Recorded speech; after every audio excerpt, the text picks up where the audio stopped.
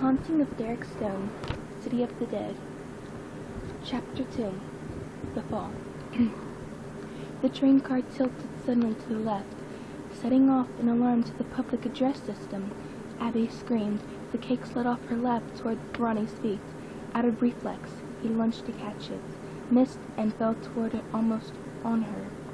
As the cake splattered on the floor, something slammed hard onto the roof of the car. I saw a grinder twist away from the bridge and fly past the window on my left. People screamed. I gripped my seat.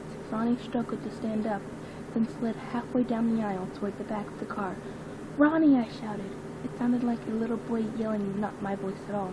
"Ronnie!" "Hold on to something, everybody," one of the soldiers yelled, clinging to the luggage rack to hold himself up. "Derek, grab the seat!" Dad yelled Dad, who had fallen to the floor in the aisle. He was on his back, face red, struggling like a beetle to right himself. Everything was tumbling toward the rear of the car. I grabbed the underside of my seat and held right. Abby's purse struck my face and scratched my cheek. Her mother tumbled into my seat, then flew right over my head toward the rear of the car. There was one sickening groan, then nothing. "Mom!"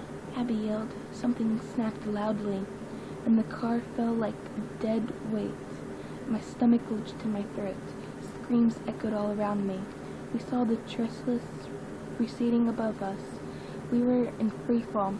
An instant later, the back end of the car struck the side of the ravine, crunching into the side of the rocks.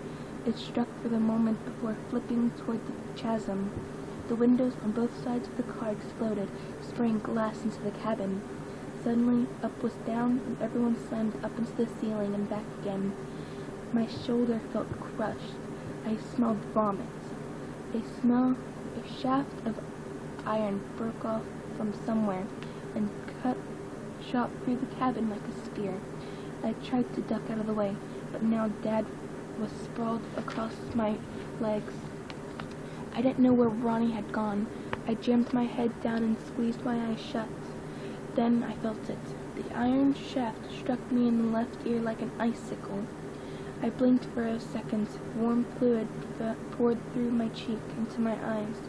Ronnie's hand was suddenly on my back, holding me down between the seats. He shouted in my ear, but I didn't hear what he said. The train car shuddered down the ravine. Sparks the size of baseball shot out the window in front of the cabin. I caught a glimpse of the girl, Abby, nearly upside down. She was pinned between the last row of seats and the rear door. I couldn't believe I wasn't dead. I was still seeing things happen to me, things I could never imagine people doing. "Dad," I called. "Ronnie!" The cabin suddenly surged up. The car folded onto itself, twisting backwards, then buckled. One half of it ripped off and dangled off the hillside. I saw Dad slide away, down the aisle and out of sight, screaming at the top of his lungs. Our half of the car tumbled once, then stopped. The stop was so sudden that the moment it happened, and I remember this clearly, Ronnie flew through the window next to me as if he was aiming for it. It was the strangest movement I've ever seen. "Derek, Derek, help, help!"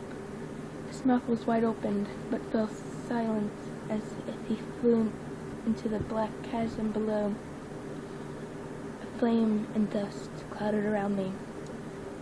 Around everything, there was a deafening roar. It went black inside my head. End of chapter 2.